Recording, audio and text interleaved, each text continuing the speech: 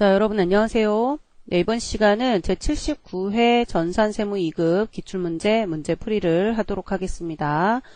한국세무사회 자격시험 홈페이지에서 79회 전산세무 2급이라고 된 데이터를 데이터 제목은 전산세무 2급이라고 되어 있지만 이제 그 메뉴에 가서 보시면 79회라고 되어 있습니다. 그래서 79회 전산세무 2급 데이터를 다운받으시고요. 한국세무사회에서 전산세무 2급이라고만 올려놔서 저는 79회라고 제가 적었어요. 그래서 여러분 그 홈페이지 가시면 79회 전산세무 2급 해갖고 다운받으실 때 그 다운받는 자료 이름이 그냥 전산세무 2급으로 돼 있을 거예요. 혹시 이거랑 이름 다르다고 이상하다고 생각하실까봐 설명해 드렸고요. 자, 79회 전산세무 2급 우리 데이터를 압축을 해제하시면 이렇게 설치는 이렇게 라고 된 파일하고 문제지 2개 답안지가 나오는데 A형 문제지 출력하시고요. 설치는 이렇게 라고 된 파일을 열어서 샘플 수험 번호와 감독관 확인 번호를 기억하시기 바랍니다. 하시고 2교시로 가셔가지고 텍스트를 더블 클릭하시면 방법은 다 알고 계시죠? 얘를 눌러가지고요. 1211111 이름은 제 이름 입력하겠습니다. 여러분도 여러분 성함 입력하시면 되겠고요. 자, 1960번이었죠. 아까 1960번이고 A형 문제지냐 B형 문제지냐 체크하시면 됩니다. 로그인해서 프로그램 실행을 시켜보도록 하겠습니다. 자, 일단 여러분 아시다시피 프로그램 설치가 되어 있는 상태에서 데이터 설치를 하셔야 되는 거고요. 프로그램은 별도로 설치해 놓으신 상태에서 데이터 설치만 따로 하는 겁니다. 자, 우리 수험용 프로그램은 교육용 프로그램하고 여기 수험 번호 같은 게 나온다는 거하고 답안 작성 메뉴가 있다라는 거, 그것만 조금 다른 부분이니까 그 부분 참고하시고, 필기 문제는 이론 문제는 답안 작성을 여기다가 하는 거예요. 클릭해 갖고 하는 거니까 실기 문제를 풀기 전에 이론부터 풀잖아요. 이론을 풀고 나중에 잊어버리면 안 되니까 반드시 답안 작성을 먼저 해놓고 나서 실기 문제를 푸셔야 되겠습니다. 자, 일단 저는 문제지를 열어놨어요. 여러분께서 일단은 A형 문제지로 프린트 하셨다는 전제하에, 문제지 준비가 되었다는 전제하에 바로 1번 문제로 들어가도록 하겠습니다. 주식회사 국보입니다. 자, 주식회사 국보는 제조, 도소매 및 무역업을 영위하는 중소기업이며 단기 회계 기간은 2018년이다. 전산세무에게 수험용 프로그램을 이용하여 다음 물음에 답하시오 라고 되어 있고요. 자, 이번 시간에는 문제 1번과 2번을 풀도록 하겠습니다. 1번은 일반 점표 입력 문제죠. 자, 프로그램을 열어가지고요. KLF 프로그램에 회계관리, 부가가치, 원천징수 탭 중에 제일 먼저 회계관리의 일반 점표 입력 메뉴를 열어보도록 하겠습니다. 0311 3월 11일자 1번 문제고요. 당사는 확정급여형 퇴직연금을 가입하고 있으며 가입한 퇴직연금에 대한 이자 20만 원이 입금되었다. 여러분, 확정급여형 퇴직연금에 가입했으면 회사가 퇴직연금에 대한 관리를 합니다. 그런데 그 퇴직연금에 대해서 이자 운용 수익이 생겼다 그러면 그걸 회사가 관리를 하는 거지만 회사가 가지는 게 아니고 이걸 어떻게 하셔야 돼요? 예, 회사의 수익이지만 그거를 회사 마음대로 갖다 쓰면 안 되고 퇴직연금 운용 자산에 추가해 놔야 돼요. 그래서 연금 계좌 금액이 늘어나는 개념이거든요. 그래서 이거랑 똑같다고 생각하시면 돼요. 보통예금을 갖고 있는데 보통예금에 이자가 생겼으면 그냥 그건 보통예금에 합산돼 있는 거죠. 그 개념처럼 생각하시면 돼요. 그래서 차변에 퇴직연금 운용 자산을 20만 원만큼 늘리시고요. 그리고 대변에는 이자 수익이라고 처리를 하시면 되는데요. 혹시 이자 수익이 아니고, 자, 퇴직연금 운용 수익이 있나 한번 보세요. 만약에 퇴직연금 운용 수익이 있다 그러면 그걸 하셔야 되는데 지금 보니까 없죠. 그래서 이자 수익으로 그냥 하시는 게 맞습니다. 만약에 퇴직연금 운용 수익이 있다면 퇴직연금 운용 수익으로 처리하시고 퇴직연금 운용 수익이 없다면 이자 수익으로 가면 됩니다. 자, 1번 문제 이렇게 마무리하시고요. 자, 2번은 3월 31일 분계입니다. 문제 읽어볼게요. 경영지원팀 사원 구웅이 제출한 다음 지출결의서는 현금이나 뭐 아무튼 회사가 쓴 돈에 대해서 어떤 내역들로 썼는지를 적는 회사 내부 그냥 약간 증빙 같은 거예요. 그러니까 회사 내부에서 작성한 증빙이고요. 지출결의서를 작성하여 보통예금으로 지급하였다. 모든 거래는 자산이 아닌 비용으로 처리하고 하나의 전표로 처리할 것. 그래서 지출결의서 모양이 나와 있는데요. 자, 34만 5천 원을 지출을 한 겁니다. 이거는 이제 현금 결제했다는 거고요. 자, 거래처 출장 왕복 택시비. 택시비면 뭐죠? 이거는 여비교통비가 되겠습니다. 근데 경영지원팁이니까 생산과 관련되지 않으니 판관비 여비교통비로 2만 5천 원 처리하시고요. 사무용 의자구입비. 사무용 의자구입비면 이거는 사무용품비 또는 소모품비 처리하시면 돼요. 이건 이제 근데 사무용 의자구입비라고 돼 있는데 사무용품비를 하려고 했더니 회사 소모품 구입도 이렇게 돼 있어요. 오피스 문구에서. 근데 이건 소모품비 해도 되고 사무용품비 해도 됩니다. 실제 답안지에서도 둘 다 실제 채점할 때 답안지를 보시면 채점할 때 맞게 한 게 다 나오는데요. 소모품비도 맞고 사무용품비도 맞습니다.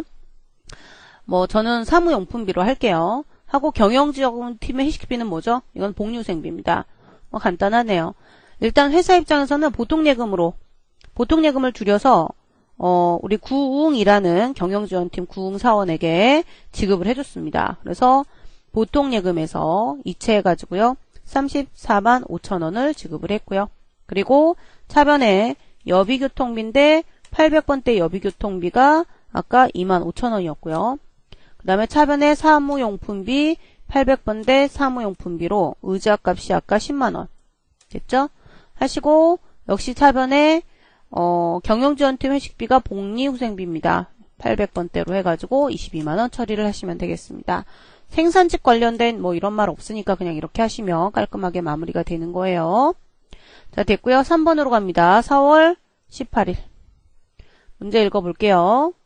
자, 당사는 주 마중에게 제품을 공급하기로 계약만 했는데 계약금 2천만 원이 들어왔어요. 그러면 선수금이 되겠죠? 부채입니다. 그리고 보통예금이 증가됐으니까 차변에 보통예금 하셔가지고요. 2천만 원 들어왔고요. 대변에다가 미리 받은 돈 선수금 하시되 어디서 미리 받았는지 알아야 돼요. 그래서 마중이라는 회사에서 2천만 원을 받았다. 자, 이렇게 하시면 3번 문제 마무리가 되고요. 자, 4월 20일 분계입니다. 여러분, 네 번째 문제는 별표를 좀 쳐놓으세요. 좀 어려우실 거예요. 전기에 회수불능으로 대손 처리했던 외상매출금 440만 원 중 절반을 현금 회수했으니까 결국 220만 원을 받았다는 거예요. 그럼 차반에 220만 원인데요. 보통은 대손 처리했던 거를 회수했다 그러고 아무 말이 없으면 그냥 대변에다가 대손 충당금 처리를 하면 되는데 당시 여기가 이제 중요합니다. 대손 요건 충족으로 대손 세액공제를 받은 금액이 220이다 그러면 그 중에 대손 세액공제 받은 거는 20만 원이죠. 부가가치세가 이제 대손 세액이니까. 그래서 20만 원은 매출세액을 증가시켜야 됩니다. 이게 대손세액공제를 받았는데 회수했으니까 다시 내야 되는 거고요. 따라서 부가가치세 예수금 20만 원이 늘어나야 되는 되게 어려운 분계입니다. 이 문제는 별표 3개 치시고 암기라고 적어 놓으세요. 그래서 자, 일단 차변에 현금이 얼마가 들어왔어요? 220만 원이 들어왔고요. 그 다음에 대변에 대손충당금인데 이게 외상매출금에 대한 대손충당금을 200만 원만 회수한 것으로 처리해 주시고요. 역시 대변에 부가세 예수금으로 20만 원을 처리를 하셔야 이게 우리 그 매출에 대해서 대손 세액공제 받았던 거를 회수했을 때 매출세액을 증가시킨다라는 부가세 예수금이 매출세액이잖아요. 그거를 표현해주는 굉장히 어려운 세법적인 내용이 들어가 있는 분계가 되겠습니다. 이 문제는 통째로 외우셔야 돼요. 아셨죠? 자, 5번으로 갑니다. 5월 15일입니다. 아이고, 죄송합니다. 5월 15일. 5월 15일. 해외 매출처인 뉴욕 co.ltd사의 외상매출금 5만 달러가 전액 외화로 보통예금에 입금되었다. 근데 이게 입금 시점에 적용 환율은 달러당. 원래 외상매출금 인식 당시 적용 환율이 1,200원이며 5만 달러에 1,200원을 곱한 금액으로 장부에 계상이 돼 있었을 거니까 6천만 원으로 장부가액이 있었을 건데요.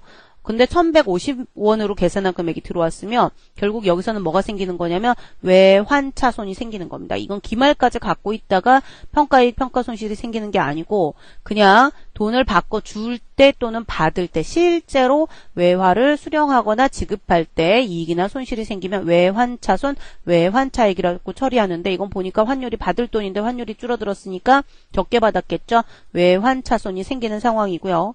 일단 대변에 외상 매출금을 없애야 돼요. 그리고 뉴욕으로서 그냥 N 하나만 쳐도 조회가 돼요.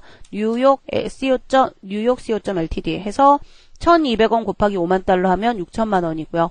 그리고 차변에 보통 예금이 얼마가 들어왔냐면 계산해 보시면 1150원 계산기로 해가지고요. 1150원 자 곱하기 5만 달러 하시면 5,750만 원입니다. 그래서 여기에 5,750만 원 하시고요. 마이너스 250이 차변. 자, 대차 차익이 마이너스면 차변으로 들어가고요. 외환, 차, 손으로 처리를 하시면 되겠습니다. 그러니까 이렇게 했을 때 대차 차익이 플러스면 외환 차익이겠지만 지금은 손실이 난 케이스가 되겠죠. 6천만 원 받을 줄 알았는데 5,750만 원 받은 거니까 적게 받은 거라서 외환 차손이 되는 겁니다. 자, 일반 전표 입력 문제 1번은 여기서 마무리하시고요. 문제 2번 메인 매출 전표 입력 문제로 갈게요. 일단은 프로그램을 열어가지고요. 메인 매출 전표 입력을 1번이 4월 10일이니까 4월 10일자로 날짜 열어놓고 문제풀이 시작하겠습니다. 여러분 입력 시 위상 꼭 읽어보시고요. 자, 4월 10일입니다. 다음은 당사가 로컬 LC. 로컬 LC가 내국신용장인 거 아시죠? 내국신용장에 근거하여 제품을 공급. 그리고 전자세금 계산서. 영세율 전자세금 계산서죠. 로컬 LC면. 자, 거래 상대방. 우리가 공급자니까 상대방 누구예요? 라도무역. 그 다음에 금액이요. 작성일자 4월 10일 맞고요. 공급가액 5,000에 부가세 0원. 그 다음에 돈은요. 전부 외상. 전부 외상이네요. 자, 그러면 자 입력하기 쉽습니다. 어렵지 않고요. 영세율 전자세금 계산서 발급한 공급자니까 12번 하시고 커서 멈춰 놓을게요. 품목은 뭐라고 적혀 있어요? 전자제품이라고 적혀 있죠. 있는 그대로 입력하시는 거예요. 자, 수량 단가 있으니까 입력할게요. 수량 단가 5,000원, 5,000개, 단가 만원. 그래서 5천만원에 0원 하시면 되겠고요. 거래처는 라도무역입니다. 하시고 문제에서 전자 돼 있죠. 자, 영세율 구분 오셔갖고요. 로컬 LC 내국신용장 얘기하는 거고요. 자, 분계로 가야 되는데 전부 매출금으로 처리하면 되는 거죠. 우리가 전에 현금 수표 아무것도 없으니까 그러면 그냥 2번 외상분계로 하시는 게 제일 편하고요. 아니면 혼합분계로 하셔도 됩니다. 그래서 차변의 외상매출금, 대변의 제품매출이 나타나면 깔끔하게 문제풀이가 끝난 거예요. 어렵지 않죠? 자, 됐고요. 이제 2번은 4월 22일입니다. 4월 22일 문제 읽어볼게요. 자, 국내 거주자인 알렉스. 거래처 등록하래요. 거래처 등록은요. 거래처 등록 메뉴에 직접 할게요. 전표 입력하다가 하면 어렵습니다. 조금 이제 실수할 수가 있어서 실수한 다음에 수습하기가 좀 쉽지가 않아요. 그러니까 그냥 아예 거래처 등록 메뉴에다가 600번 외국인 등록번호 해가지고 입력할 거고요. 당사가 생산한 마이크를 공급대가 11만원에 판매했고 현금 영수증 발급했어요. 자, 일단 K랩으로 가셔서요. 거래처 등록 먼저 하세요. 거래처 등록에 지금 번호가 600번으로 하래요. 600번 하시고요. 거래처는 알렉스로 하시면 됩니다. 알렉스로 하시고요. 문제에서 지금 뭐 동시다 이런 말 안 줬으면 그냥 동시 하시는 게 맞고요. 여기에서 주민등록번호가 사업자 등록번호는 없고 지금 외국인 등록번호 입력하는 칸이 없으니까 주민등록번호에다 입력하시면 돼요. 그래서 810405 하시고 6835 6835 110 이렇게 하시면 됩니다. 입력해야죠. 810405 6835 110 됐죠? 하시고요. 대표자 그냥 알렉스 하시면 돼요. 이렇게 그러니까 600번 하고 알렉스 그 다음에 이 외국인 등록번호만 나오면 되는 거니까 이렇게 입력되면 되는 거고요. 자, 하시고 나서 이제 메인 매출 전표로 가서 입력 시작해 보도록 하겠습니다. 현금 영수증 발급이니까요. 매출 중에서 22번 현과 가시면 돼요. 숫자 22 입력하시고요. 품목은 마이크라고 했으니까 마이크 하시고요. 공급대가 11만원. 현과는 카과 현과는 아주 특이한 케이스 아니고서는 이렇게 쪼개져요. 자, 하시고 거래처는 알렉스 이렇게 하시면 되죠. 그죠? 하시고요. 그 그 다음에 분계는 현금 받았으니까 현금 영수증 하시면 되고, 입금 전표로 부가세 이수금과 제품 매출 처리하시면 되고, 이 입금 전표가 싫으시면 혼합 분계로 가셔도 돼요. 그래서 차변에 현금 11만원 하시고 대변에 제품 매출과 부가세 이수금 처리를 하셔도 되겠습니다. 되셨죠? 자, 2번 문제 이렇게 마무리하시고 3번으로 갑니다. 5월 27일입니다. 자, 당사는 본사 사옥을 신축할 목적으로 기존 건물이 있는 토지를 취득하고 즉시 건물을 철거한 후 부천용역 주식회사로부터 전자세금계산서를 수취하였다. 구건물 철거 비용 총액 1,650만원 중 1,000만원은 당좌수표로 지급하고 나머지는 외상으로 하였다. 자, 본사 사옥을 신축할 목적으로 중요한 거는 기존 건물이 있는 토지를 취득했어요. 그리고 건물을 철거하고 세금계산서 수취했으면 이거는 건물을 쓰기 위한 게 아니고 토지 취득과 관련된 토지를 사용하기 위한 거죠. 그렇기 때문에 토지와 관련된 자본적 지출이 됩니다. 이게 따라서 이게 좀, 자, 3번은 별표 쳐놓으세요. 좀 어려운 문제죠, 이론적으로. 그래서 토지의 자본적 지출과 관련된 거니까 어떻게 하시면 돼요? 네, 매입세 불공제 하시면 됩니다. 구건물 철거 비용 총액 1,650만원 중 1,000만원 당좌수표로 지급하면 당좌 예금이 줄어들면 되고요. 나머지는 미지급금 처리하시면 됩니다. 이게 재고자산 매입이 아니니까 외상 매입금 처리하시면 안 돼요. 자, 54번 불공으로 가시고요. 품목은 뭐 철거비 하시면 되겠죠. 자, 공급가액 1,650만원 하시고요. 됐죠? 거래처 코드 부천용역입니다. 하시고요. 전자세금계산서라고 돼 있고요. 자, 불공제 사유, 토지의 자본적 지출 관련 6번 체크하시고요.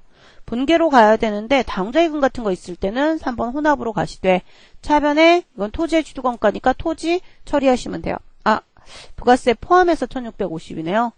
자, 문제를 자, 그러면 얘가 나누기 1.1 하면 1,500만원에 150만원 이렇게 쪼개주시면 됩니다. 자, 숫자가 바뀌었고요. 차변에 원재료가 아니고 토지로 처리를 하시고요. 됐죠? 그 다음에 대변에다가 자, 우리 당좌수표 1,000만원어치 우리 회사가 발행한 당좌수표는 대변에 당좌이금이라고 쓰시고 1,000만원 처리하시고요. 대변에 미지급금으로 해가지고 650을 처리해 주시면 되겠습니다. 이 분계 되게 어렵죠? 3번 분계 좀 어려운 분계입니다. 그래서 일단 불공제라는 것도 알아야 되고요. 그 다음에 문제가 좀 함정이 있어요. 보통은 세금계산서는 공급가액을 주는데 부가세 포함이라고 줬으니까 나누기 1,650을 나누기 1.1 해갖고 1,500만원 하고 150만원 이렇게 처리를 각각 입력을 해주셔야 된다라는 것도 조금 특이한 문제였고요. 자, 5월 29일 4번으로 갑니다. 주식회사 블루전자의 제품을 1,300만원에 공급하고 전자세금계산서를 발급했으면 뭐 영세율 이런 말 없으면 11번 코드네요. 대금은 5월 24일 계약금으로 수령한 자 미리 계약금 받은 게 선수금이고요. 200만원을 선수금은 부채로 있을 거니까 200만원의 부채를 줄이고 나머지 결국은 차액을 보통예금으로 수령했다고 하네요. 자, 유형 11번 제품 매출한 거고요. 품목 제품이라고 되어 있습니다. 문제에서 공급가액 1,300이라고 줬고요. 부가세 130만원. 거래처 코드는 블루전자 하시면 되겠습니다. 문제에서 전자라고 줬고요. 분계는 선수금이 있으면 3번으로 가셔야 돼요. 자, 대변의 제품 매출까지는 맞는데요. 차변은 선수금을 일단 문제에서 200이라고 줬으니까 200 쓰시고요.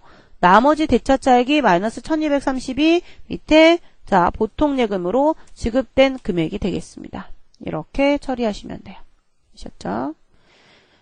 자, 5번 문제입니다. 6월 16일 0616 6월 16일이고요. 신축 중인 회사 건물에 대한 공사비로 주식회사 스토키에 5,500만원을 보통예금에서 지급하고 전자세금계산서를 발급받았다. 단 건물은 2019년 5월 31일 완공 예정이며 세금계산서는 세법상 공급시기에 따라 발급받은 것으로 가정한다. 세법상 공급시기를 알아야 되고요. 자, 신축 중인 회사 건물에 대한 공사비로 5,500만원을 보통예금에서 지급하고 전자세금계산서를 발급받았으면 완공 예정이고 그러니까 세법상 공급 이게 이제 할부냐 중간지급조건부냐 이런 거를 따지지 말라고 그냥 적법한 숫자니까 그냥 그대로 입력해라 라는 거죠. 뭐 따로 따져볼 필요는 없겠네요. 그쵸? 자, 그래서 일단 지금 현재 이거는 신축 중인 회사 건물에 대한, 그러니까 토지도 아니고 회사 건물을 쓰기 위한 거니까 매입세 공제 가능합니다. 51번 코드로 입력해 주시고요. 이건 공사비 하시면 되겠죠? 수량 단가 없고요. 부가세 포함해가지고 5,500이니까 5천만원에 부가세 500만원 하시면 돼요. 이거 실수하지 않도록 하시고 스토키 해주시면 되겠고요. 자, 전자세금계산서라고 돼 있습니다. 자, 분계는 보통예금에서 지급했으니까 3번 하시되 아직 완공이 안 된 거니까 차번에 원재료 하시면 안 되고 건설 중인 자산으로 처리를 하셔야 됩니다. 5천만원. 그리고 대변에다가 보통예금 계좌에서 돈을 지급하였다. 5,500만원 처리를 하시면 되죠. 되셨죠? 자, 이렇게 하시면 문제 2번까지 1번과 2번 문제 풀이 모두 완료가 되고요. 자, 닫기를 누르거나 종료를 눌러서 빠져나가시면 우리 1번과 2번 문제 풀이가 마무리가 되겠습니다. 자, 다음 시간에는 문제 3번과 4번을 풀도록 할게요. 부가가치세 신고서 관련된 내용하고 결산자료 입력 관련된 내용 간단하게 예습해 갖고 오시면 도움이 되겠죠. 다음 시간에 뵙겠습니다. 수고하셨습니다.